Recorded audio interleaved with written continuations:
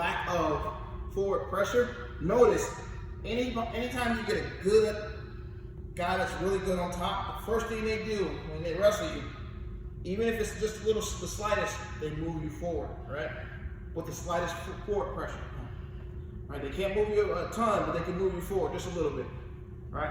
Here, consider right away. That's our biggest problem, getting that forward pressure. So right away, I need to get that forward pressure. All right, hands starting here, and then working to our crash. Trying to flatten that guy out.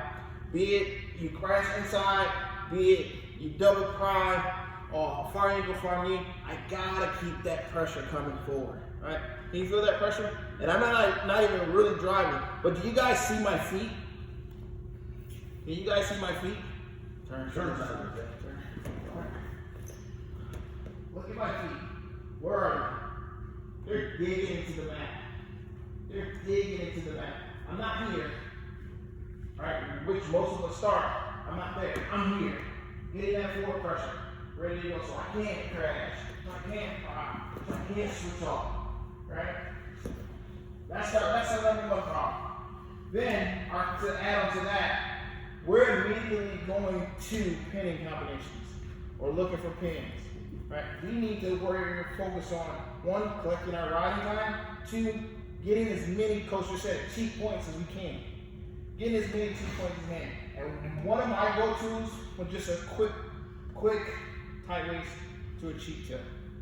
Right? Even if I get a 2 count, it's worth it, right? So I'm starting here. Notice where my feet are. Starting here, immediately I go tight waist. Notice where my feet, watch my feet. I'm never gonna go here. I'm gonna keep that forward pressure. And then I drive my knee. All right, heel, bounce back and forth. All right, up here. 2 counts. Now learn. Right where Coach was just talking about. Right here. On the side. Notice my feet. Pressure in. I'm never relieving that pressure. I don't even have it. Go ahead, drag it up. That pressure. Now, want to do it again? Break it down. And if you guys do the rule of thumb when you're watching each other, you know what we're always watching?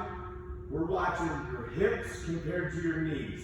Whenever we see you guys, whether it's on the breakdown or the ride where your hips are over or behind your knees, we know there's no pressure.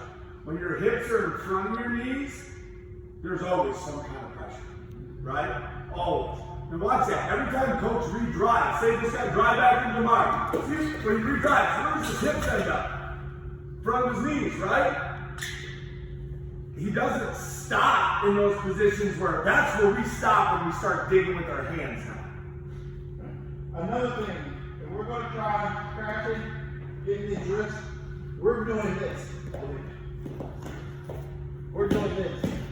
I still have to drive. Ooh. Now, with the tight waist, as I drive. Ooh. Cheap points, he's going to kick back over. I got 2 count. Now I breaks that guy. Now I'm back to pressure. All right, so I'm not making things complicated. Did anything I do was complicated? Really simple. Tight waist, driving, crashing, driving, collecting that wrist or that arm to a cheek tilt. Everybody got it? Let's try it. 1, 2. This guy's flat now. We're going to say that we broke a guy down. All right? From here, not getting frustrated when this guy is stalling. Well, of course he's stalling. We all stall down here and nobody wants to get turned. So again, number 1, I'm either square like this and my head is up. I can be shoving his head down, but my head is up. That's keeping hip pressure in. If I'm just dangling it here, if I'm just doing these, it's a lot harder for me to do much because it takes the pressure off my legs. When my head comes down, just like in our defensive positions, so I'm up, I got hip pressure in, I'm here, or I'm off to the side and I have a little hip pressure here, right? I'm not on my knees. I got that drive in like Coach was talking about, I got this. Only thing I want to mention, what we're noticing a lot of is since we are risk collectors, guys are getting their hands out. getting their hands out, and they're using their heads to block. Like if we come cross face, they're keeping down, they're out here, and we're getting frustrated. All I want to point out, here's a couple things I like to do. All right, one,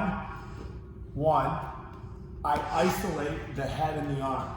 So when I get a guy who's no longer letting me in here, I take his head and I take it away from that arm, and I isolate this arm. And you guys know when we warm up against the wall, how weak your arms feel as they're getting out there. So I isolate to help pull these things in. This is an easy way to pull some stuff in. I've isolated it. Or, other ones we can do, instead of just straight up cross-facing, like trying to get right there right away, which works. The guy's really head up. If he's head up, as I cross-face, I'm catching under his chin. That's important. But most guys have their heads like buried like this. So realize, I won't just go here and have it slipped off. If I can't get here, I'll shove it over. I'll shove it and then catch that cross-face. Because I can put the head where I want. If he's buried, I'll shove it up onto his arm. Shove it up onto his arm. Now I got a better cross-face. All right? Don't just, you get those guys sort of ducking it. We get mad and start doing this, and we're not getting it, man. Shove! Look at how much better my cross-face position is. And at any time, it can also separate this way. And I don't mind separating this way. I'll do reverse bundle stuff. Grab reverse bundles, separate with my elbows. Same things work here. I'm coming cross wrist. I got this leg hooked to the side a little bit. He's fighting away. He's not letting me do this. So I can take things this way. Take things this way. A lot of times I don't get a reverse bundle from this, but I'll start working my half in, and then I'll let him turn back. He doesn't like this, so he turns back down to his belly. I got my half position right here. Also, when I'm here and I'm attacking this, a lot of times I end up with a lazy foot. And I can still also, if he's just staying here and not letting me get it, I can still isolate this hand this way. Start shoving it out. Again, my toes are in. If I do it like this, what he'll do is move his hips to his arm. No, don't make a base. Yes, his hips come to his arm. Go back. Still gotta be hips in on my toes, right? His body can't move. Take your hips to your arm now. Good. Right? Work some turns off that. 1, 2.